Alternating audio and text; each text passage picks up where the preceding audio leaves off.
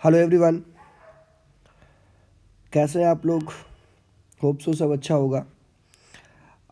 Once again welcome to Edugram learning. आज हम लोग चैप्टर नंबर 3 शुरू करेंगे। बिजनेस स्टडीज़ के चैप्टर नंबर 3 चैप्टर नंबर 2 तक के वीडियोस जो हैं ऑलरेडी अपलोडेड हैं। अभी हम लोग यहाँ पे चैप्टर नंबर 3 शुरू करेंगे, that is a business environment.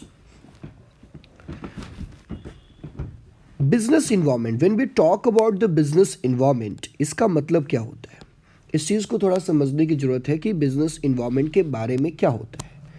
तो business environment simply it says, जैसे कि हम लोग ऐसे बात करते हैं कि आपके आसपास की इन्वायरमेंट क्या है, वैसे ही बिजनेस की भी क्या है जी, इन्वायरमेंट है। ठीक है जी, वैसे बिजनेस की क्या है, इन्वायरमेंट है। आपके आसपास की इन्वायरमेंट है, वैसे बिजनेस की भी इन्वायरमेंट है। आपकी इन्वायरमेंट जो है आपको इन्फ्लुएंस करती है, तो बिजनेस की इन्वायरमेंट जो है बिजनेस को इन्फ्लुएंस करती है। आपकी इन्वायरमेंट जो है पॉजिटिवली और निगेटिवली दोनों तरह से इन्फ्लुएंस करती है, तो बिजनेस के जो इन्वायरमेंट है वो भी पॉजिटिवली और निगेटिवली दोनों तरह से इफेक्ट करते हैं। तो सिंपल सा मैं यहाँ पे आपको एक्चुअली में समझा रहा था कि इन्वायरमेंट क्या है। ठीक है, तो अगर मैं इन्वायरमेंट का बात करूँ, तो इन्वायरमेंट मतलब सिंपल होता है किसी भी चीज़, किसी भी प्लेस ऑफ बिजनेस की आसपास की चीज़ें जो डायरेक्टली या इनडायरेक्टली आपके बिजनेस को क्या करती है, अफेक्ट करती है। समझ में आ रही बात।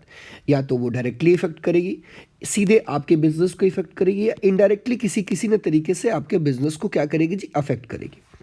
अब यहाँ पे बात ये आती है कि बिजनेस को अफेक्ट कैसे करती है। तो देखिए, अगर मान लो एक मेरा बिजनेस है, तो ये बिजनेस है और इस बिजनेस पे इसके चारों तरफ बिजनेस के इन्वायरमेंट है। इन्वायरमेंट में अलग अलग फैक्टर्स हैं, उसके बारे में मैं आगे बात करूंगा। तो ये जो सारी इन्वायरमेंट है वो आपके बिजनेस को पॉजिटिवली और नेगेटिवली दोनों इफेक्ट करते हैं। इसका मतलब आपको थ्रेट्स भी देगा और अपॉर्चुनिटी भी देगा।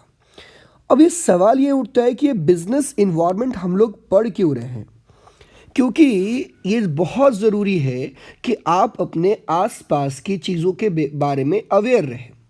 क्योंकि अगर आसपास की चीज़ों के बारे में आप अवेयर रहेंगे तो वहाँ से आपको अपॉर्चुनिटी भी मिलेगी और वहाँ से आपको थ्रेट्स भी दिखेगा। अगर आपको पहले अपॉर्चुनिटी पता चल जाए ये भी बहुत अच्छी बात है, और अगर आपको थ्रेट्स पता चल जाए ये भी अपने आप में क्या है जी, बहुत अच्छी बात है। क्लियर है पॉइंट। तो ध्यान रखिएगा बच्चा सब लोग कि हम लोग इसी बारे में इस चैप्टर में पढ़ने वाले हैं। क्लियर है point, that is a business environment. चलिए आगे बढ़ते हैं। हम लोग बिजनेस इन्वायरमेंट को थोड़ा डिफाइन करते हैं कि बिजनेस इन्वायरमेंट एक्चुअली है क्या। सिंपली कह सकते हैं, means the external forces influencing the business decisions. वैसे फोर्सेस जो आपके बिजनेस डिसीजन को इन्फ्लुएंस करता है। जैसे एग्जांपल समझिए बात को, आज के टाइम में एक पैंडेमिक का सिचुएशन पूरे वर्ल्ड में चल रहा है। तो ये पैंडेमिक का जो सिचुएशन है वो एक्सटर्नल फोर्सेस है जो आज के टाइम में हमारे बिजनेस को क्या करती है जी, अफेक्ट करती है, इन्फ्लुएंस करती है। अब ये पैंडेमिक जो है अपने आप में क्या है जी, बहुत बुरी बात है। लेकिन पैंडेमिक भी जो है किसी बिजनेस के लिए क्या लेके आई है, अपॉर्चुनिटी लेके आई है, तो किसी बिजनेस के लिए थ्रेट्स लेकर के आई है। मतलब हर एक इन्वायरमेंट जो होता है किसी के लिए अपॉर्चुनिटी लाता है, किसी के लिए थ्रेट्स लेकर के आता है। वो अलग अलग बिजनेस पे डिपेंड करता है कि आपका बिजनेस कौन सा है। आज के टाइम में अगर मेरी मेडिसिन के बारे में बात करें, या वैक्सीन के बारे में बात करें, या सैनिटाइजर्स बिजनेस के बारे में बात करें, या मास्क बिजनेस के बारे में बात करें, या मेडिकल इक्विपमेंट्स के बारे में बात करें, इन सब सारे बिजनेस के लिए जो ये है वो क्या है, अपॉर्चुनिटी है। क्या है जी, अपॉर्चुनिटी है। और कुछ ऐसे बहुत सारे बिजनेस हैं जैसे मैन्युफैक्चरिंग बिजनेस थे, एजुकेशन बिजनेस थे, ठीक है जी, कॉलेजेस के बिजनेस थे। ये सारे बिजनेस को एडवर्सली क्या किया है जी, अफेक्ट किया है। इनके लिए क्या है, थ्रेट्स है। तो सिंपल सा फंडा को बात को समझिएगा कि बिजनेस इन्वायरमेंट मतलब एक्सटर्नल फोर्सेस जो आपके बिजनेस को क्या करती है जी, इन्फ्लुएंस करती है, आपके बिजनेस के डिसीजन को क्या करती है, इन्फ्लुएंस करती है। इसको हम लोग बोलते हैं बिजनेस इन्वायरमेंट। अब ये बात को समझिएगा, in the forms of economic, social, political and technological factor and are outside the control of the business. अब ये कौन कौन से फॉर्म में आपको इफेक्ट करती है? देखिए, इकोनॉमिक, कुछ सोशल फैक्टर्स हैं, कुछ पॉलिटिकल फैक्टर्स हैं, कुछ टेक्नोलॉजिकल फैक्टर्स हैं। ये आपके बिजनेस को क्या करती है जी? अफेक्ट करती हैं पॉजिटिवली और निगेटिवली। ठीक है, जो आपके कंट्रोल से क्या है? बाहर है, outside the control of the business. ये हमारे कंट्रोल में नहीं है। समझ में आ रही बात? तो अगर मैं इसको कंक्लूड करूं तो बिजनेस इन्वायरमेंट वो फोर्सेस हैं, वो एक्सटर्नल फोर्सेस हैं जिस पे हमारा कोई कंट्रोल नहीं है, और वो हमारे बिजनेस को डायरेक्टली या इनडायरेक्टली क्या करते हैं जी? इन्फ्लुएंस करते हैं। हमारे डिसीजंस को क्या करते हैं? इन्फ्लुएंस करते हैं। बिजनेस में प्रॉफिट लॉस को कम या ज़्यादा करते हैं। हमारे बिजनेस को के ग्रोथ को कम या ज़्यादा करते हैं। हमारे बिजनेस के एक्सपेंशन को कम या ज़्यादा करते हैं। सिंपल सी फंडा, सिंपल सा बात, business environment is all external forces जो हमारे कंट्रोल से क्या है? बाहर है। अब एक सवाल आप यहाँ पे कर सकते हैं, सर जब ये चीज़ें हमारे कंट्रोल से बाहर है तो फिर इसका हम स्टडी क्यों करते हैं? क्योंकि इसको तो हम कंट्रोल कर नहीं सकते हैं, फिर स्टडी क्यों करते हैं? इस बात को समझिएगा। देखिए, अगर जो चीज़ें हमारे कंट्रोल से बाहर होती हैं उसके बारे में अगर मुझे इन्फॉर्मेशन जो है पहले पता चल जाए, थोड़ा पहले पता चल जाए, मतलब अगर हम इसको एनालाइज करें और एनालाइज करने से जो हमारे लाइफ में होने वाले हैं, या मान लो कोई चीज़ें सिचुएशन होने वाली है, उसके बारे में मुझे अगर पहले पता चल जाए तो शायद मैं उसके लिए अपने आप को क्या कर लूँगा? रेडी कर लूँगा, और मेरे को नुकसान जो होगा वो क्या होगा जी? कम होगा। शायद इसीलिए हम लोग बिजनेस इन्वायरमेंट को क्या करते हैं जी? एनालाइज करते हैं, बिजनेस इन्वायरमेंट का स्टडी करते हैं, और वहाँ से हम लोग मेनली दो चीज़ फाइंड आउट करने की कोशिश करते हैं। एक तो है जी आपका थ्रेट्स, और दूसरा है अपॉर्चुनिटी। थ्रेट्स एंड अपॉर्चुनिटी हम एनालाइज करने की कोशिश करते हैं। क्लियर है पॉइंट? चलिए अब आगे बढ़ते हैं। अब ये बात आ रही है कि features of business environment. Business environment के क्या फीचर्स हैं? अलग अलग, बच्चे ध्यान से सुनिएगा सारे लोग, अलग अलग हमारे पास बहुत सारे फीचर्स हैं जो बिजनेस इन्वायरमेंट के हैं। यहाँ पे आपको लगभग 7 फीचर्स आपके सामने दिख रहे होंगे आपके स्क्रीन पे। तो 7 फीचर्स क्या है? सबसे पहला फीचर्स के अगर मैं बारे में बात करूँ, सबसे पहला फीचर्स के बारे में अगर मैं बात करूँ तो बिजनेस जो है वो क्या है? बिजनेस इन्वायरमेंट जो है क्या? रिलेटिविटी है। बिजनेस इन्वायरमेंट क्या है? एक्सटर्नल फोर्सेस है। बिजनेस इन्वायरमेंट क्या है? डायनेमिक इन नेचर है। बिजनेस इन्वायरमेंट क्या है? अनसर्टेन है। बिजनेस इन्वायरमेंट क्या है? कॉम्प्लेक्स है। बिजनेस इन्वायरमेंट क्या है? एलिमेंट ऑफ इंटर रिलेटेडनेस, एक दूसरे से रिलेटेड है, and specific and forces, general forces. ये सारे जो हैं ये बिजनेस इन्वायरमेंट के फीचर्स हैं। बच्चे ध्यान से सुनिएगा। अब मैं बात कर रहा हूँ आगे। अब एक एक कंसेप्ट को हम लोग थोड़ा डिटेल में पढ़ते हैं। आइए ध्यान से देखिएगा सब लोग। रिलेटिविटी, इसका मतलब क्या होता है? अगर मैं बात करता हूँ रिलेटिविटी का, इसका मतलब क्या होता है, थोड़ा इसको समझते हैं। Differ from country to country and even region to region. आपके जो बिजनेस इन्वायरमेंट होते हैं हर जगह पे सेम नहीं होता है। ये अलग अलग कंट्री में, अलग अलग रीजन में, अलग अलग सिचुएशन में अलग अलग होता है। मतलब it is different everywhere, it's not a same business environment, right. Political condition जो है अलग अलग स्टेट्स में, अलग अलग कंट्री में अलग होते हैं। जैसे कुछ एग्जाम्पल यहाँ पे दिया हुआ है। क्या दिया हुआ है कि गुजरात का जो पॉलिटिकल कंडीशन है वो अलग है, कश्मीर का जो पॉलिटिकल कंडीशन है वो क्या है? अलग है। इसका मतलब सिंपल सी बात है, समझिएगा इस बात को थोड़ा देखिएगा। गुजरात स्टेट के अंदर क्या होता है? Consider as a best state for the business. Gujarat state जो है बिजनेस करने के लिए बेस्ट स्टेट माना जाता है, कि सबसे बढ़िया स्टेट अगर बिजनेस के पॉइंट ऑफ व्यू से है तो वो कौन है? गुजरात है। क्यों? क्योंकि वहाँ पे प्रो बिजनेस इन्वायरमेंट है। बिजनेस के लिए इन्वायरमेंट वहाँ पे गवर्नमेंट ने क्या किया हुआ है जी? प्रोवाइड किया हुआ है। वहाँ पे बिजनेस करना क्या है जी? आसान है। वहाँ पे आसान से आपको लोन मिल जाते हैं, वहाँ पे माहौल ऐसा है, मतलब जिसको कहते हैं ना, गुजरात में सारे लोगों के ब्लड में बिजनेस है, राइट, ऐसा कहते हैं, क्योंकि वहाँ का जो इन्वायरमेंट है ना वो बिजनेस से रिलेटेड है और बिजनेस के लिए पॉजिटिव इन्वायरमेंट है। क्लियर है पॉइंट। तो बिजनेस का जो इन्वायरमेंट गुजरात में है वो डिफरेंट है, और बिजनेस का इन्वायरमेंट जो अलग स्टेट में है, जैसे मान लो एग्जाम्पल मैं ले लूँ कि बिहार में बिजनेस का इन्वायरमेंट या झारखंड में बिजनेस का इन्वायरमेंट, राइट, वो गुजरात के कंपेयर में बिल्कुल क्या है, डिफरेंट है, राइट। अब मैं डिमांड पैटर्न की बात करता हूँ, तो गुजरात में डिमांड पैटर्न अलग है, झारखंड में डिमांड पैटर्न अलग है, बिहार में डिमांड पैटर्न अलग है, साउथ में डिमांड पैटर्न अलग है, पंजाब में डिमांड पैटर्न अलग है। इसका मतलब ये है कि कस्टमर की बात कर लूँ तो गुजरात के कस्टमर कुछ और चीज़ें लाइक करते हैं, बिहार के कस्टमर कुछ और चीज़ें लाइक करते हैं। गुजरात के कस्टमर ढोकला फाफड़ा खाते हैं, बिहार के कस्टमर जो है लिट्टी चोखा खाते हैं। समझ में आ रही बात। लिट्टी चोखा जो है, दाल चावल, इन सब चीज़ों पे फोकस रखते हैं, और गुजरात के लोग जो हैं फाफड़ा खाते हैं, क्या कहते हैं, ढोकला खाते हैं, ये सारी चीज़ें हैं। मतलब साउथ इंडिया में जाएंगे तो वहाँ पे जो है राइस ज़्यादा लोग खाते हैं, वहाँ पे इडली सांभर डोसा ज़्यादा खाते हैं। पंजाब में जाएंगे चिकन विकन जो है नॉनवेज वगैरह वहाँ पे ज़्यादा यूज़ करते हैं। तो सिंपल इस बात को समझने की ज़रूरत है। रिलेटिव कहने का मतलब यही होता है कि बिजनेस इन्वायरमेंट जो होते हैं अलग अलग रीजन में, अलग अलग कंट्री में अलग अलग होते हैं। सारा बिजनेस इन्वायरमेंट सेम नहीं होता है, इसीलिए इसको क्या बोला जाता है, रिलेटिविटी बोला जाता है। क्लियर है पॉइंट। होप सो बच्चा ये बात आपको समझ में आ गई होगी, राइट। चलो फिर हम लोग आगे बढ़ते हैं। अब दूसरा जो फीचर्स है हमारे सामने वो है एक्सटर्नल फोर्सेस।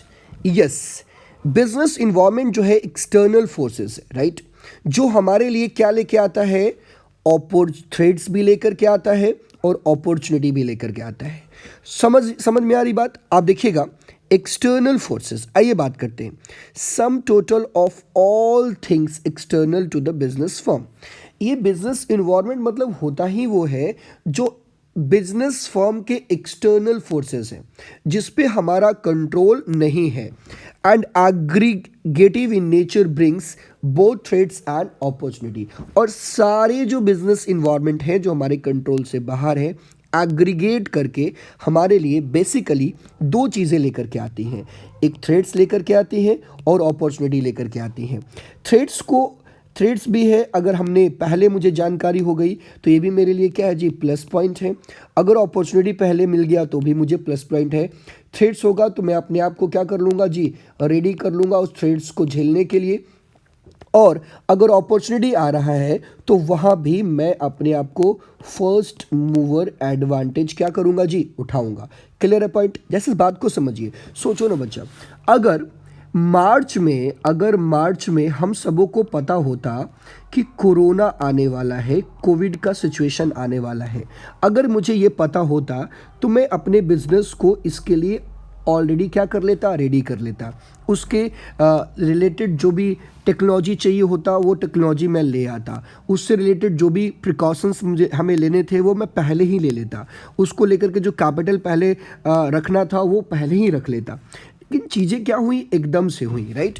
तो अगर आपके थ्रेड्स पहले पता चल जाए तो आप अपने थ्रेड्स के लिए क्या हो जाएंगे, रेडी होंगे, और आपका जो नुकसान होगा ना, वो जो नुकसान होगा वो क्या हो जाएगा जी, कम हो जाएगा, राइट। और अगर आपको अपॉर्चुनिटी पहले पता चल जाए, राइट, सोचिए ना, फ्लिपकार्ट जैसी कंपनी को पहले उसने अपॉर्चुनिटी को भाप लिया कि इंडिया में इंटरनेट रेवोल्यूशन आने वाला है। इंटरनेट रेवोल्यूशन जब आएगा तो लोगों को ऑनलाइन परचेज, ऑनलाइन शॉपिंग पे शिफ्ट करना क्या हो जाएगा जी, आसान हो जाएगा। ऑनलाइन शॉपिंग पे शिफ्ट करना आसान होगा, इसीलिए उसने फ्लिपकार्ट शुरू किया। और आज फ्लिपकार्ट इंडिया की अगर मैं बात करूं, इंडियन कंपनी में, तो आज सबसे बड़ी जो है ऑनलाइन मार्केट प्लेटफॉर्म है, राइट। तो ये जो फ्लिपकार्ट है उसने अपॉर्चुनिटी को पहले क्या कर लिया, भाप लिया, ठीक है। आप सोचिए, एक और एग्जांपल मैं लेता हूँ। आप पेटीएम के बारे में जानते होंगे। पता है बच्चा, ये पेटीएम जो है ना बहुत पहले से मोबाइल रिचार्ज बिजनेस में थी और धीरे धीरे उसने सोचो अपने बिजनेस का एक्सपेंशन करते करते एक पेटीएम बैंक की तरह काम करना क्या कर दी है जी, शुरू कर दी है। तो पेटीएम ने इस बात को पहले समझ लिया था, पेटीएम ने अपॉर्चुनिटी को क्या कर लिया था, भाप लिया था, और अपॉर्चुनिटी को भापते हुए उसने ये स्टेप्स ले लिए थे। क्लियर है पॉइंट। तो एक्सटर्नल फोर्सेस जो हैं आपको दोनों चीज़ें देती हैं, आपके लिए थ्रेट्स भी लेकर के आती हैं और आपके लिए अपॉर्चुनिटी भी लेकर के आती हैं। क्लियर है पॉइंट्स। अब ध्यान दीजिएगा, threats demand for the scooter is falling. एक आज जो है टेक्नोलॉजी, नई नई टेक्नोलॉजी जो आ रही है, इसकी वजह से जो स्कूटर का डिमांड है वो क्या हो गया है, फॉल हो गया है। लेकिन क्या है, opportunity demand for bikes is increasing. लेकिन इसके साथ एक अपॉर्चुनिटी भी आ रही है कि बाइक का डिमांड क्या हो रहा, बढ़ रहा है। तो बजाज ऑटो, आप जानते होंगे Bajaj auto has stop manufacturing scooter and concentrating on motorcycle. पहले बजाज स्कूटर बनाती थी, राइट, चेतक बजाज स्कूटर बनाती थी। तो उसने देखा मार्केट में कि बजाज स्कूटर को लेकर के क्या है जी, थ्रेट्स है। उसने स्कूटर को बनाना क्या कर दिया, बंद कर दिया। उसके डिमांड घटना शुरू हुआ, उसको बंद कर दिया और उसको अपॉर्चुनिटी नज़र आया कहाँ, बाइक, स्टाइलिश बाइक। ठीक है, तो बजाज ने कई स्टाइलिश बाइक मार्केट में उतारे। उसमें एक है जी पल्सर, पल्सर बाइक को उन्होंने मार्केट में उतारा और कई स्टाइलिश जो है कम बजट में ऐसी बहुत सारे बाइक्स उसने उतारे और उसने मोटरसाइकिल सेगमेंट में अच्छा परफॉर्म किया। समझ में आ रही बात। तो क्या था, बजाज एक्चुअली किया क्या, बजाज ने थ्रेट्स को भापा, अपॉर्चुनिटी को ग्रैब किया और अपने सेगमेंट को ही क्या कर दिया, चेंज कर दिया। स्कूटर बनाना बंद कर दिया और बाइक बनाना शुरू कर दिया, और बाइक भी क्या, स्टाइलिश बाइक, राइट। समझ में आ रही बात। तो क्या है, बिजनेस इन्वायरमेंट जब आप एनालाइज करेंगे, बिजनेस इन्वायरमेंट को आप देखेंगे तो आप उसको थ्रेट्स भी मिलेगा और अपॉर्चुनिटी भी मिलेगा। तो थ्रेट्स को आपको क्या करना है, थ्रेट से अपने आप को सेव करना है और अपॉर्चुनिटी को ग्रैब करना है। क्लियर है पॉइंट। चलिए बच्चा आगे बात करते हैं। Features number 3, that is a dynamic nature. अब ये बिजनेस इन्वायरमेंट का डायनेमिक नेचर के बारे में बात करते हैं। इसका मतलब क्या होता है, समझिएगा इस बात को। Business environment keeps on changing due to technological improvement. Business environment जो है ना स्टैटिक नहीं है, ये चेंज होते रहता है। आज कुछ और है, कल कुछ और होगा, राइट। कंज्यूमर प्रेफरेंस, जैसे एग्जांपल लो, कंज्यूमर प्रेफरेंस जो है वो क्या होते रहता है, चेंज होते रहता है। तो कंज्यूमर भी एक क्या है जी, बिजनेस इन्वायरमेंट है। कंज्यूमर कभी फेसबुक को लाइक करता है, कभी व्हाट्सअप को लाइक करता है, कभी इंस्टा पे शिफ्ट करने लगता है। आप देखो ना, कुछ दिन पहले क्या हुआ कि सिग्नल करके एक ऐप आया, कस्टमर जो है सिग्नल पे शिफ्ट करने लगा। तो कंज्यूमर का जो प्रेफरेंस है ना, कब कैसे पलट जाएगा कोई भी नहीं जानता है। तो इसीलिए कह सकते हैं कि आपका जो बिजनेस इन्वायरमेंट है वो बिल्कुल डायनेमिक है, कब चेंज होगा आपको भी पता नहीं है। एग्जाम्पल समझ लो, आपका जो कॉम्पिटिटर्स है वो भी आपका इन्वायरमेंट है। आपका कॉम्पिटिटर्स, अगर नया कोई कॉम्पिटिटर्स आ गया, आपका कॉम्पिटिटर्स एग्रेसिव हो गया, आपका कॉम्पिटिटर्स कोई नया प्रोडक्ट लेकर के आया, तो ये सब सारे जो हैं आपके बिजनेस इन्वायरमेंट है। ये सब जो है वो क्या है, आपके बिजनेस इन्वायरमेंट है। और ये बिजनेस इन्वायरमेंट जो है ना वो बिल्कुल चेंज होते रहते हैं। इसीलिए इसको क्या कहा गया है बच्चा, डायनेमिक कहा गया है। क्या कहा गया है, डायनेमिक। ध्यान से देखिएगा यहाँ पे, समझिए इस बात को। एयरटेल का एक टाइम था, एयरटेल का बहुत क्रेज था मार्केट में, फिर वोडाफोन का क्रेज आया मार्केट में, और आज मार्केट में जो किसका क्रेज है जी, जियो का क्रेज है। किसको क्रेज है, जियो का क्रेज है। मतलब क्या है कि पहले कॉम्पिटिटर्स कम थे मार्केट में, और कॉम्पिटिटर्स, एयरटेल का कॉम्पिटिटर्स कोई बड़ा कॉम्पिटिटर्स नहीं था, लेकिन आज एयरटेल का सबसे बड़ा कॉम्पिटिटर्स कौन है, जियो है, राइट। और जियो जो है एयरटेल के मार्केट को धीरे धीरे क्या कर रही है जी, खाए जा रही है, एयरटेल के मार्केट को ड्रॉप आउट करवा रही है। सोचिए ना कि कॉम्पिटिटर्स अगर नया कोई आ जाता है तो भी आपके बिजनेस इन्वायरमेंट में चेंजेस हो रहे हैं। सोचिए नैनो, मारुति सुजुकी, ये सब जो चीज़ें हैं, नैनो, मारुति सुजुकी जो है, ये सब कुछ जो है कंज्यूमर का प्रेफरेंस। जब नैनो शुरू में आई थी तो आप नैनो को लोगों ने प्रेफर दिया, फिर नैनो को नकार दिया, अब मारुति सुजुकी को प्रेफर दे रहे हैं। मारुति सुजुकी को पहले भी प्रेफर देते थे, अब भी प्रेफर दे रहे हैं। तो सिंपली सी बात को समझिए कि आपका कस्टमर ना आपका है, कंपटीटर भी आपका नहीं है। कंपटीटर कब बदल जाएगा, टेक्नोलॉजी भी आपका नहीं है, कब बदल जाएगा कोई भी पता नहीं है। न कंपटीटर आपका है, न टेक्नोलॉजी आपका है, और न ही आपका कंज्यूमर है। सबका taste and preference, technology change हो सकता है, इंप्रूव हो सकता है, कंपटीटर्स आपका मार्केट में चेंज हो सकता है। तो ये सब जो है, इसी की वजह से हम लोग क्या कहते हैं कि बिजनेस इन्वायरमेंट जो है वो क्या है, डायनेमिक है। क्या है जी, डायनेमिक है। होप सो ये पॉइंट क्लियर हो गया होगा। क्लियर है पॉइंट? चलिए बच्चा, अब हम लोग आगे बढ़ते हैं, अगले पॉइंट्स पे बढ़ते हैं। देखिए, अनसर्टेनिटी। अनसर्टेनिटी मतलब क्या होता है? अनसर्टेनिटी मतलब क्या होता है? वैसी चीज़ें जो अनसर्टेन है, जिसको हम प्रिडिक्ट नहीं कर सकते, जिसके बारे में हमको पता नहीं है कि क्या होने वाला है, राइट? जैसे कि कल बारिश होगी कि नहीं होगी, ये अनसर्टेन है, राइट? कल जो है धूप निकलेगी कि नहीं निकलेगी, बिल्कुल अनसर्टेन है, राइट?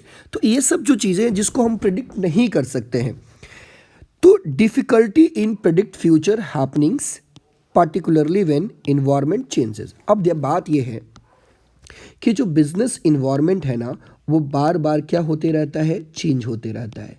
तो बिजनेस इन्वायरमेंट चेंज होते रहता है, तो ये इसका फ्यूचर कभी भी आप प्रेडिक्ट नहीं कर सकते हैं। फ्यूचर में ये कैसे चेंज करेगा, फेवर में चेंज करेगा या फिर आपके अगेंस्ट में चेंज करेगा, समझ, आपके लिए पॉजिटिविटी लेकर के आएगा या आपके लिए निगेटिविटी लेकर के आएगा, कोई भी नहीं जानता है। इसीलिए हम लोग क्या बोलते हैं कि बिजनेस इन्वायरमेंट जो है बिल्कुल अनसर्टेन है। कब, कहाँ, कैसे हो जाएगा, कुछ भी पता नहीं है। इसकी हैपनिंग जो है बिल्कुल अनसर्टेन है, क्योंकि इसके फ्यूचर्स को आप कभी भी प्रेडिक्ट नहीं कर सकते हैं, और ये लगातार and are taking place to the frequently, और ये लगातार जो है चेंज होते रहती है। इसीलिए ये अनसर्टेन है। अनसर्टेन होने का मतलब ये है कि फ्यूचर के बारे में पता नहीं है, कल कैसे रोल प्ले करेगी, कल क्या होगा, ये हमें पता नहीं है। तो बिजनेस इन्वायरमेंट के बारे में भी हमें पता नहीं होता है। इसीलिए हम लोग बिजनेस इन्वायरमेंट को क्या बोलते हैं जी, अनसर्टेन बोलते हैं। क्या बोलते हैं? अनसर्टेन है, क्योंकि इसके फ्यूचर के बारे में हमें पता नहीं है। We are unknown. We are क्या है जी, unknown about the future going to happen tomorrow. कल हमारे बिजनेस के साथ क्या होने वाला है, इसके बारे में हमें पता नहीं होता है। कल हो सकता है कि कोई नई टेक्नोलॉजी आ जाए और हमारे बिजनेस का टेक्नोलॉजी जो है आउटडेटेड हो जाए, हमारा बिजनेस बर्बाद हो जाए। क्लियर है पॉइंट? आगे बात करते हैं बच्चा। अब एक और पॉइंट है, कॉम्प्लेक्सिटी। कॉम्प्लेक्सिटी मतलब क्या होता है? Difficult to understand, difficult to analyse, right? क्योंकि वहाँ पे बहुत सारे एक दूसरे से रिलेटेड चीज़ें होती हैं। तो ध्यान से देखिएगा, यहाँ पे environment is easier to understand in part but difficult to understand as a whole. अगर आप इन्वायरमेंट को छोटे छोटे लेवल पे बात करेंगे, छोटे छोटे लेवल पे मतलब पहले क्रेडिटर्स को, जैसे पहले कंज्यूमर्स को इन्वायरमेंट को डील कर लीजिए, 4 कंज्यूमर को डील कर लीजिए, थोड़ा सा सप्लायर को डील कर लीजिए। ये सब जो चीज़ें हैं, छोटे छोटे टुकड़ों में अगर आप डील करेंगे ना, तो इसको अंडरस्टैंड करना थोड़ा आसान हो जाता है। लेकिन एज अ होल आप देखेंगे, अगर एज अ होल देखेंगे, जैसे मान लो कि कोरोना कोविड का सिचुएशन, इसको इंडिविजुअल लेवल पे आप समझ सकते हैं, लेकिन एज अ होल आपको क्या नुकसान देगा, फायदा देगा, या सारी चीज़ें, क्योंकि सब एक दूसरे से क्या है, इंटर रिलेटेड है और इंटर डिपेंडेंट है। एक चीज़ें चेंज होगी तो उससे कई चीज़ें साथ में क्या होगी, चेंज होगी। तो पूरे मिलाकर के आपके बिजनेस को क्या इफेक्ट देगा, आपके बिजनेस को पॉजिटिविटी देगा या निगेटिविटी देगा, इस बात को समझना अपने आप में बहुत ही क्या है जी, डिफिकल्ट है। समझ में आ रही बात? इसीलिए हम लोग कहते हैं कि बिजनेस इन्वायरमेंट जो है वो क्या है, कॉम्प्लेक्स है। क्या है बच्चा? कॉम्प्लेक्स है। इस बात को थोड़ा ध्यान रखिएगा दोस्तों। आगे बात करते हैं, इसका एग्जाम्पल से समझते हैं। ओके, एग्जाम्पल देखिए, easier to understand the fall in the demand but difficult to explain the reason for fall. अब आपका डिमांड फॉल कर गया, ये बात तो आप समझ लोगे, बड़े आसानी से समझ लोगे कि आपका डिमांड फॉल कर गया, लेकिन आपका डिमांड क्यों फॉल कर गया, इस बात को समझने में क्या है जी, बहुत मुश्किल है। क्योंकि आपके डिमांड के फॉल करने का कई रीज़न हो सकते हैं, एक पार्टिकुलर रीज़न नहीं हो सकता है। हो सकता है कि आपका कंज्यूमर का टेस्ट जो है वो क्या हो गया, चेंज हो गया। हो सकता है कि कंपटीशन क्या हो गया, बढ़ गया। हो सकता है कि इंक्रीज इन द प्राइस, अपने प्रोडक्ट के प्राइस को बढ़ा दिया या किसी ने प्रोडक्ट के प्राइस को घटा दिया। हो सकता है कि आपके कॉम्पिटिटर्स, आपके जो कॉम्पिटिटर्स हैं उसने प्राइस डाउन कर दिया। कई फैक्टर हैं जो आपके डिमांड को क्या कर रहा है जी, घटा रहा है, घटा सकता है। तो आपको ये समझना कि आखिरकार कौन सा फैक्टर वर्क किया और हमारे डिमांड, जिसकी वजह से हमारा डिमांड घट गया। This is difficult, I am not telling that is impossible, it is difficult to understand. ये समझा जा सकता है बट कॉम्प्लेक्स है, डिफिकल्ट है। ऐसा नहीं कि नहीं जी तो समझा ही नहीं जा सकता है, समझा जा सकता है अगर इसको प्रॉपर्ली एनालाइज किया जाए, दिमाग लगाया जाए, हर चीज़ों हर फैक्टर पे सोचा जाए, तब जाकर के इसको समझा जा सकता है। लेकिन इतनी आसानी से नहीं समझा सकता कि देख लिया और समझ लिया, नहीं जी। It is a complex, it is a complex, it means it is a difficult to understand. Clear है पॉइंट? होप सो आपको दोस्तों समझ में आ गई होगी बात। क्लियर है जी? चलो फिर आगे बढ़ते हैं, आगे पॉइंट्स पे आते हैं जी। एक और पॉइंट्स आ गया, मैं बार बार इस पॉइंट्स के बारे में बोल भी रहा था। इंटर रिलेटेडनेस, इंटर रिलेटेडनेस मतलब क्या होता है, different forces of business environment are closely inter related. अलग अलग जो फोर्सेस होते हैं ना, सब एक दूसरे से इंटर रिलेटेड होते हैं। ठीक है, समझिएगा, एक एग्जांपल से मैं समझाने का कोशिश करूंगा। Different forces of business environment are closely inter related, इसका मतलब ये हुआ, देखिए अगर मैं एक एग्जांपल लूं, health awareness has increased the demand for gyms and low calories for products। अब हुआ क्या है कि एक्चुअली में लोग जो है ना आज के टाइम में हेल्थ को प्रायोरिटी दे रहे हैं, राइट। अब हेल्थ को प्रायोरिटी देने की वजह से या हेल्थ कॉन्शियस हो गए हैं, हेल्थ अवेयरनेस उनमें आ गई है। इसीलिए सोचो बच्चा, आज के 10 साल या 15 साल पहले क्या जिम का इतना क्रेज था मार्केट में? बताइएगा। बिल्कुल नहीं था बच्चा, मैं बता रहा हूँ, बिल्कुल नहीं था। आज के टाइम में छोटे छोटे शहरों में स्मॉल सिटीज़ में भी जिम जो है वो क्या हो चुका है जी, खुल चुका है और वहाँ पे लोग जा रहे हैं। इसके पीछे रीज़न क्या है? इसके पीछे रीज़न ये है कि लोगों के अंदर हेल्थ अवेयरनेस जो है वो क्या हुआ है, बढ़ा है। लोग हेल्थ कॉन्शियस हुए हैं, लोग हेल्थ के प्रति जो है सचेत हुए हैं, हेल्थ के प्रति जो है थोड़ा सा अटेंशन दे रहे हैं। इनकी वजह से इन सब सारी चीज़ों का डिमांड जो है वो क्या हो रहा है, बढ़ रहा है। अब इसका रिपरकर्सन, अब इनका डिमांड जो है बढ़ रहा है तो ये कहीं ना कहीं और इफेक्ट कर रहा है। पता है कहाँ इफेक्ट कर रहा है? ये जो जंक फूड होते हैं ना, जंक फूड, इनका डिमांड जो है मार्केट में वो क्या हो रहा है, घट रहा है। आज लोग जो है जंक फूड कम खा रहे हैं और हेल्दी फूड जो है उस पर क्या कर रहे हैं, धीरे धीरे शिफ्टिंग कर रहे हैं। इसका सिंपल सा मतलब ये हुआ कि एक चीज़ कस्टमर का प्रेफरेंस चेंज हुआ, किसी चीज़ का डिमांड घट गया, किसी चीज़ का डिमांड बढ़ गया। तो ये जो है सब एक दूसरे से क्या है, इंटर रिलेटेड है और इंटर डिपेंडेंट है। इसीलिए बिजनेस इन्वायरमेंट जो है टुकड़ों में नहीं समझा जा सकता है। बिजनेस इन्वायरमेंट टुकड़ों में समझना बहुत मुश्किल है। इसको अगर आप जब तक कंक्लूसिव या एग्रीगेट में आप इसको नहीं समझेंगे तब तक आपके बिजनेस इन्वायरमेंट को एनालाइज करने का कोई मतलब नहीं बनता है। आप एक टुकड़ा को एनालाइज कर लिए और उसका इफेक्ट अपने बिजनेस पे लगा लिए, लेकिन ऐसा नहीं है। एग्रीगेट में देखिए कि उसकी वजह से क्या होगा, उसकी वजह से क्या होगा, उसकी वजह से क्या होगा। तो ये चीज़ें जो है वो क्या करेंगी, आपको एग्रीगेट निकालना पड़ेगा कि सारे फैक्टर्स का एग्रीगेट हमारे बिजनेस पे क्या इन्फ्लुएंस दे रहा है। ठीक है जी, समझ में आ रही बात? होप सो बच्चे ये बात आपको समझ में आ गई होगी। अब देखिएगा, यहाँ पे एक और बात आती है कि बिजनेस इन्वायरमेंट जो होते हैं ना, दो होते हैं बच्चा। एक जो होता है स्पेसिफिक होता है और एक जो होता है वो क्या होता है, जनरल फोर्सेस होते हैं। अगर मैं स्पेसिफिक फोर्सेस का बात करूं, ध्यान दो, अगर मेरा एक दुकान है, राइट, मेरा एक दुकान है और मेरे बगल में एक और दुकान खुल गया, मेरा एक बगल में एक और दुकान खुल गया। अब बताइए कि ये जो कॉम्पिटिटर्स मेरा नया आया, इसकी वजह से कॉम्पिटिटर आने से सिर्फ मेरा दुकान अफेक्टेड होगा या पूरे इंडिया के जितने भी दुकान हैं सारे अफेक्टेड होंगे? आप बोलेंगे क्या बात कर रहे हो सर, काहे मजाक कर रहे हो? ये तो क्या होगा सर सिर्फ आपका दुकान अफेक्ट होगा क्योंकि आपके बगल में कॉम्पिटिटर्स आ गया है। बिल्कुल राइट, क्योंकि ये जो कॉम्पिटिटर्स है एक्सटर्नल फोर्सेस है और ये क्या है, स्पेसिफिक है, ये सिर्फ व सिर्फ हमारे बिजनेस को इफेक्ट कर रहा है बच्चा। समझ में आ रही बात? देखिएगा, समझिएगा। Specific forces such as investors, customers, suppliers affect the individuals enterprises directly. सीधे उसी इंटरप्राइजेस को अफेक्ट करता है जिसके वो कस्टमर रहे होंगे, जिसके वो सप्लायर रहे होंगे, जिसके वो इन्वेस्टर रहे होंगे, जिसके वो कंपेटिटर्स आ गए। तो ये सारी जो चीज़ें हैं ना, वो सिर्फ आपके बिजनेस को अफेक्ट करेगा। तो ध्यान रखिएगा, वो सारे फोर्सेस जो सिर्फ आपके बिजनेस को अफेक्ट करता है या कोई पार्टिकुलर इंडस्ट्रीज को अफेक्ट करता है, उसको हम लोग कौन सा फोर्सेस बोलते हैं? स्पेसिफिक फोर्सेस बोलते हैं। क्या बोलते हैं जी? स्पेसिफिक फोर्सेस बोलते हैं।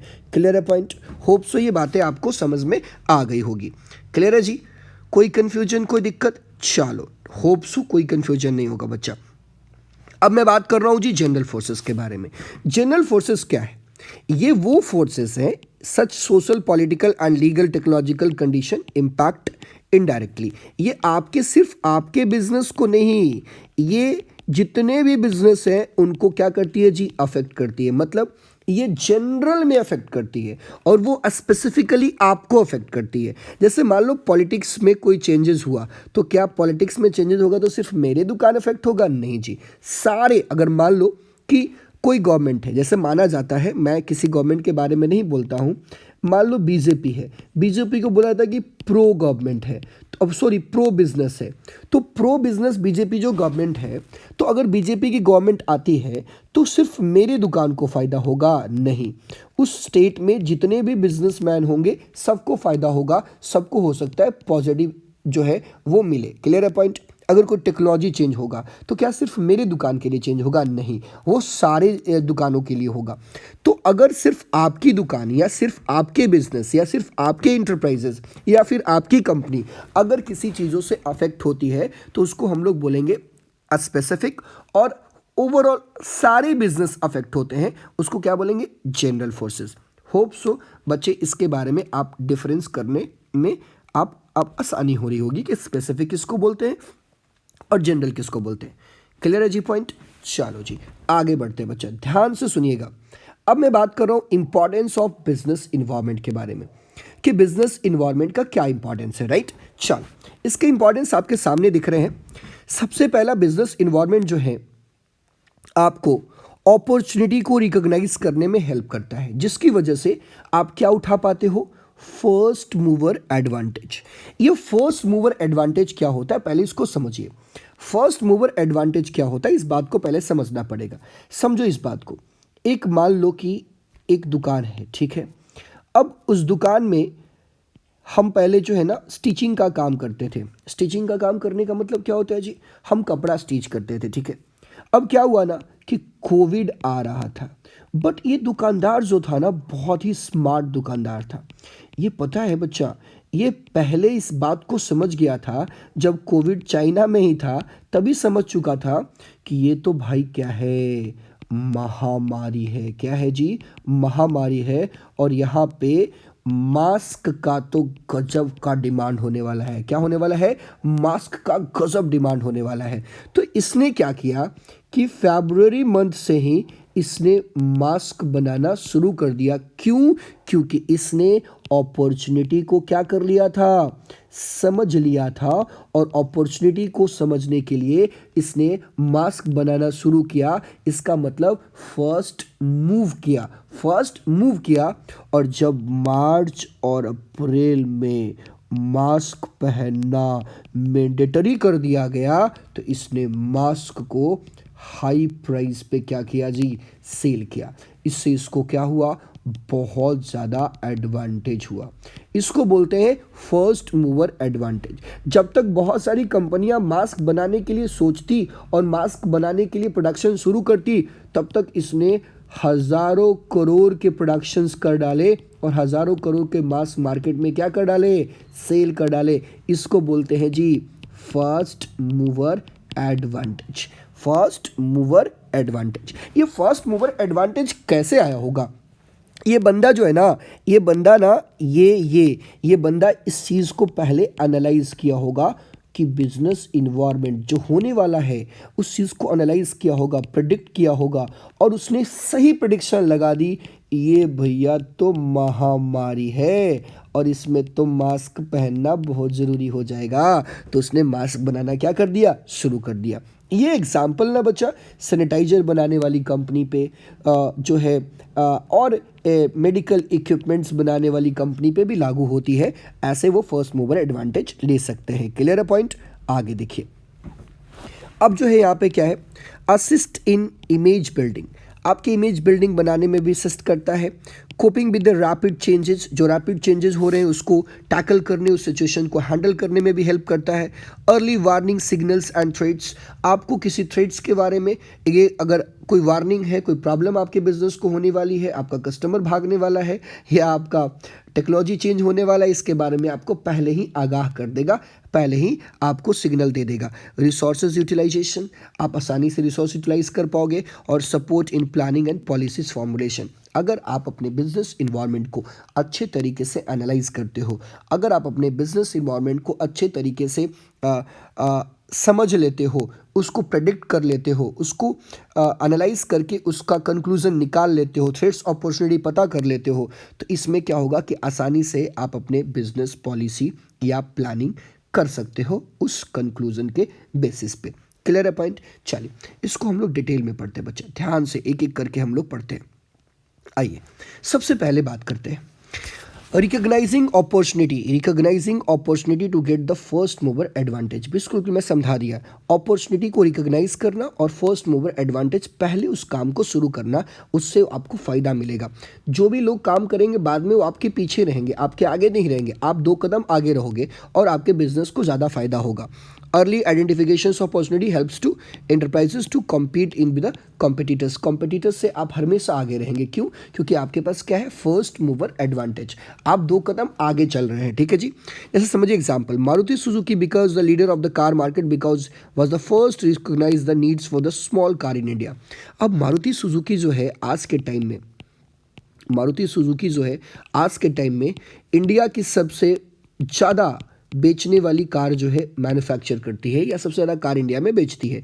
इसके पीछे रीज़न क्या है कि मारुति सुजुकी जो है स्मॉल कार जैसे कि अल्टो या फिर 800, ठीक है, ये कार को, इस कार के नीड को इसने समझा था कि भाई इंडिया के फैमिली को छोटी कार की ज़रूरत है और उसने इसको बनाना शुरू किया और इसको बहुत ज़्यादा एडवांटेज क्या किया, इसने उठाया। इसके जो सबसे सेल होने वाले कार है वो कौन है, अल्टो है। अब जो है नई नई कारें आ रही हैं तो वो भी क्या है, छोटे सेगमेंट की गाड़ियाँ। मतलब मारुति सुजुकी ने इंडियन मार्केट में क्या लिया, फर्स्ट मूवर एडवांटेज। कैसे?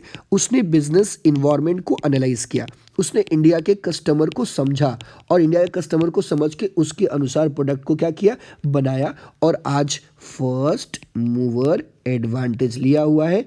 टॉप कंपनी में क्या है जी, सुमार है। क्लियर है पॉइंट जी? ये बातें शायद आपको समझ में आ गई होगी। चलिए आगे बात करते हैं जी। दूसरी बात, असिस्ट इन इमेज बिल्डिंग में क्या होता है, company can build a positive image by understanding people problem and resolving them. अब क्या है ना कि जब आप बिजनेस इन्वायरमेंट को एनालाइज करोगे और उस एनालाइज करने में आपको पता चलेगा कि कस्टमर जो है आपके प्रोडक्ट से खुश नहीं है या आपके प्रोडक्ट से खुश नहीं है, तो उस केस में क्या करोगे कि अपने जो प्रोडक्ट से खुश नहीं है, अपने प्रोडक्ट में क्या करोगे, चेंजेस करोगे। या फिर अगर कस्टमर को कोई प्रॉब्लम है, उनकी कोई ग्रीवांसेस है, तो उसको आसान से सुनोगे और फिर अपने में क्या करोगे जी, चेंजेस करोगे। क्लियर है पॉइंट? इससे क्या होगा कि आपकी ब्रांड की जो इमेज है वो क्या होगी, बनेगी। अब बात को समझिएगा, अब मैं बात समझा रहा हूँ, थोड़ा समझिएगा इस बात को, आगे देखिएगा बच्चा, 1 मिनट का समय दीजिए। ओके, देखिए अब मैं एक बात आपको समझा रहा हूँ, ध्यान से सुनिएगा और समझिएगा इसको। यस, यहाँ तक हम लोगों ने कर लिया था। देखिए अब क्या हुआ ना कि इंडिया में मैगी जो है ना बैन हुई।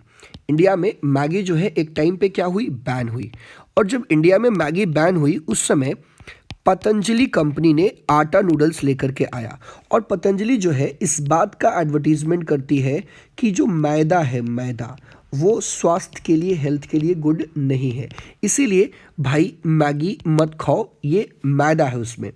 मैगी ने इस बात को समझा, उसने बिजनेस को एनालाइज किया, उसने बिजनेस इन्वायरमेंट को एनालाइज किया और देखा कि लोग हेल्थ कॉन्शियस तो हो रहे हैं, तो हेल्थ कॉन्शियस हैं तो ये लो, हमने क्या बना दिया जी, आटा नूडल्स बना दिया। क्या बना दिया जी, आटा नूडल्स हमने बना दिया। मैगी ने, नेस्ले कंपनी ने आटा नूडल्स बनाना शुरू कर दिया।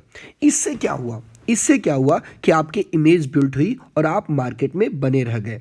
अब देखिएगा दूसरी बात, अब क्या हुआ, कोक, लोग कोक इस्तेमाल करते हैं। अब यहाँ भी क्या हुआ कि लोग कोक में कैलोरीज, शुगर होने की वजह से कोक को लोग अवॉइड करना शुरू किया। इस बात को कोक ने समझ लिया और समझते कैसे समझा होगा, उसने बिजनेस इन्वायरमेंट को क्या किया, एनालाइज किया और वहाँ पे फाइंड आउट किया कि लोग भाई आज के टाइम में हेल्थ कॉन्शियस हो गए हैं, तो लोग कैलोरीज और शुगर तो नहीं लेंगे। तो कोक ने क्या किया, डाइट कोक बना दिया।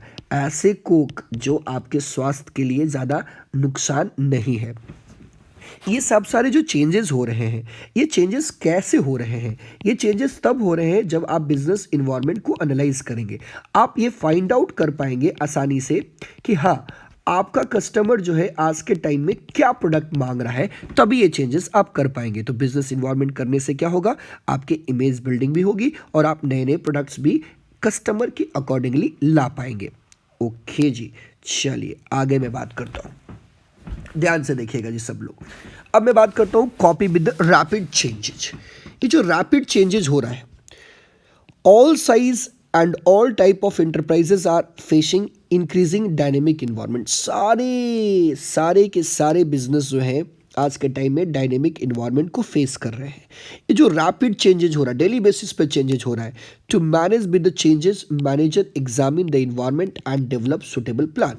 अब क्या होगा, जो चेंजेस हो रहा है और उस चेंजेस को आप रीड करते रहेंगे तो आपको क्या हुआ कि चेंजेस के अनुसार अपना प्लान में क्या करने रहेंगे जी, चेंजेस करते रहेंगे।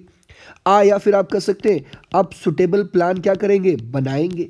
तो क्या होगा कि आप अगर बिजनेस इन्वायरमेंट को रीड करते रहें, समझते रहें, तो जो भी चेंजेस आपको दिखेगा उस चेंजेस के अकॉर्डिंगली आप अपने प्लान में क्या कर सकते हैं, चेंजेस कर सकते हैं, सुटेबल प्लान बना सकते हैं। देखिएगा, ध्यान से सुनिएगा। जैसे कि मान लो increasing in traffic in the Delhi led to the develop of metro. सरकार को लगा कि ट्रैफिक जो है ना वो क्या हो रही है, बढ़ रही है। कहाँ पे, दिल्ली में। तो यहाँ पे मेट्रो का बहुत ज़रूरी है, तो मेट्रो सरकार ने क्या किया, बनाना शुरू कर दिया। अब सरकार को लग रही है कि मेट्रो सिर्फ नॉर्मल 2-4 लाइन चलाने से नहीं होगा, दिल्ली में मेट्रो का जाल बिछाना पड़ेगा। सरकार मेट्रो का जाल बिछा रही है। मतलब क्या है कि जब तक आप बिजनेस इन्वायरमेंट को एनालाइज नहीं करेंगे, जब तक आप सिचुएशन को समझेंगे नहीं, तब तक उसके लेकर के सुटेबल प्लान, सुटेबल पॉलिसीज आप नहीं बना पाएंगे। तो आपको रैपिड चेंजेस के अनुसार अपने आप को चेंज करना है, तो आपको बिजनेस इन्वायरमेंट को देखते रहना पड़ेगा, रीड करते रहना पड़ेगा, उसको एनालाइज करते रहना पड़ेगा। क्लियर है पॉइंट? होप सो ये पॉइंट आपको समझ में आ गया होगा। मैं आगे बढ़ता हूं जी। Early warning signal. बच्चे एक बात को समझना, अगर किसी भी चीज़ को, जैसे मान लो ना कि सुनामी आता है, सुनामी आता है, हाँ जी, और सुनामी का अगर आपको वार्निंग सिग्नल मिल जाए पहले ही, जैसे मौसम वैज्ञानिक होता है ना, वो क्या बोलते हैं कि अगले 4 दिन घनघोर बारिश होगी, तेज हवाएं चलेंगी, तो उसको लेकर के ऑलरेडी अपने आप को लोग क्या कर लेते हैं, रेडी कर लेते हैं। इससे नुकसान जो होता है वो क्या होता है, कम होता है। तो जब अगर आपको थ्रेड्स पहले पता चल जाए कि कोई थ्रेड्स, मेरे ऊपर कोई थ्रेड्स आने वाले हैं, तो आप अपने आप को प्रोटेक्ट कर लेते हो, आप अपने आप को नुकसान से बचाने की कई उपाय कर लेते हो, जिससे कि आपका नुकसान जो है कम हो जाता है। समझिएगा, यहाँ पे बात को समझिएगा। Indian firms can compete foreign firms by improving the quality of the product, reducing cost of the production, engaging in aggressive advertisement। अब क्या है कि जब बाहर की कंपनियां इंडिया में आना शुरू हुई तो वहाँ पे आपको थ्रेट्स दिख रहा था कि अगर इंडियन कंपनी वही टिक पाएगी जो क्वालिटी को मेंटेन कर पाएगी, आप कॉस्ट को रिड्यूस कर पाएंगे और एग्रेसिव एडवर्टीजमेंट करेंगे। तो कुछ कंपनियों ने थ्रेड्स को समझा और अकॉर्डिंगली अपने आप को क्या कर लिया जी, चेंज कर लिया। जैसे मैं बात करूं टाटा कंपनी की बात करूं, महिंद्रा कंपनी की बात करूं, इसने अपनी कंपनी को बाहर के मार्केट के अनुसार चेंज कर लिया, वो भी एग्रेसिव एडवर्टीजमेंट करते हैं, वो भी प्रोडक्शन कॉस्ट कम किए हुए हैं, कम प्राइस में चीज़ें बेचते हैं, वो भी क्वालिटी प्रोवाइड करते हैं। जिससे क्या हुआ कि बाहर से जो कंपनियां आई और इंडियन फर्म के लिए जो बड़ा थ्रेड्स बन सकती थी वो नहीं बन पाई, और इंडियन कंपनी आज भी क्या है जी, हाई एग्जिस्टेंस में है, खासकर कार बनाने में, कार मैन्युफैक्चरिंग में। क्लियर है पॉइंट? चलिए अब देखिएगा, Tata Motors is competing with the domestic as well as foreign competitors in the Indian market. Tata company जो है वो अपने डोमेस्टिक मार्केट में महिंद्रा से भी compete कर रही है, साथ में हुंडई से भी compete कर रही है, साथ में शेवरले से भी compete कर रही है। ऐसे जितनी भी फॉक्सवैगन जैसी जितनी भी गाड़ियां हैं, प्रीमियम कार जो है मर्सिडीज, BMW, ऑडी, उससे भी अपने लैंड रोवर जैसी गाड़ियां या जैगुआर जैसी गाड़ियां से क्या कर रही है जी, compete कर रही है। सिंपल सा फंडा है कि अगर आपको वार्निंग सिग्नल मिल जाएगा तो आपको प्रिपेयर कर लेंगे, और प्रिपरेशन होने की वजह से आप उस थ्रेड्स को झेल पाएंगे, उस थ्रेड से जो नुकसान होने वाला है उसको कम कर पाएंगे। क्लियर है पॉइंट? होप सो ये बात आपको समझ में आ गई होगी। चलिए जी आगे बढ़ते हैं।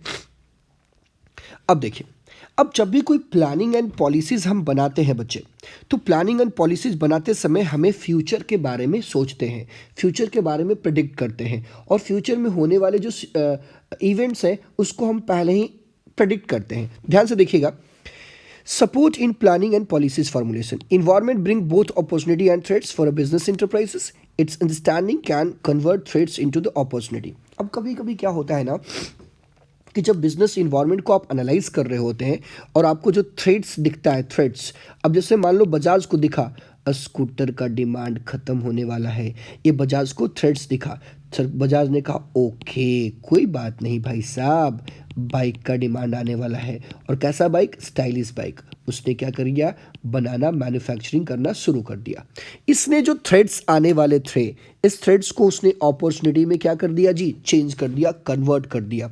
मतलब अगर आपको कोई पॉलिसीज बनानी है, अगर आपको कोई प्रोसीजर्स बनानी है, आपको फॉर्मुलेशन करना है, प्लान फॉर्म करना है, तो आप जो है थ्रेड्स और अपॉर्चुनिटी को समझते हुए उसके अकॉर्डिंगली अपने प्लान्स बना सकते हैं, उसके अकॉर्डिंगली आप अपने पॉलिसीज बना सकते हैं, ताकि आपको क्या हो जी, फायदा हो। जैसे बजाज ने अपनी पूरी पॉलिसीज, पूरी जो प्लान है, स्कूटर से शिफ्ट करके कहाँ पे ले आया जी, बाइक पे ले आया।